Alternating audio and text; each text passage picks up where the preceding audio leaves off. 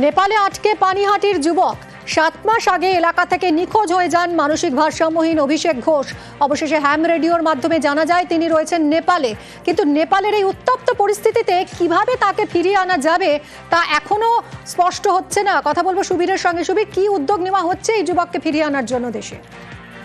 দেখো, পানিহাটি পৌরসভার 19 নম্বর ওয়ার্ডের অন্তর্গত এই যে ছেলেটি, সে কিন্তু ইতিমধ্যে নেপালে চলে গিয়েছে এবং সেখানে যোগাযোগ করছে এখানকার যারা রয়েছেন হ্যাম রেডিও তারা, এবং এখনো পর্যন্ত কিন্তু তাকে পাওয়া যায় সেখানে রয়েছে এবং নিয়ে আসার কিন্তু কোনো কাজ এখনো পর্যন্ত শুরু হয়নি, কারণ নেপালের যে গন্ডগোল সেই কারণে কিন্তু আটকে রয়েছে, থমকে রয়েছে কাজ, এবং তারা নেপাল প্রশাসনের যোগাযোগ করছে এবং দ্রুত তাকে ফিরিয়ে আনার কিন্তু উদ্যোগ নিচ্ছে এই হ্যাম রেডিও।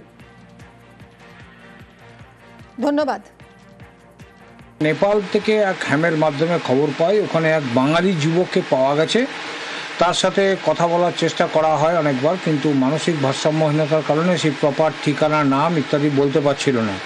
এরপরে হঠাৎ উন্মত্ত হয়ে ওঠে নেপাল এনজিও অর্গানাইজেশন। সেই অর্গানাইজেশনের তিনি তো আর হ্যাম নয়, তার সাথে আমরা মোবাইলেই যোগাযোগ করছিলাম, বিচ্ছিন্ন হয়ে গেছে। নেপাল দূতাবাসে বলেছি, তারা বলেছে আমরা সর্বথা চেষ্টা করছি, কিন্তু যোগাযোগ বিচ্ছিন্ন হয়ে গেছে। এই মতো অবস্থার মধ্যে আমরা খুবই উদ্বেগের মধ্যে আছি। আমরা চাই ছেলেটা যেন সুস্থ থাকে।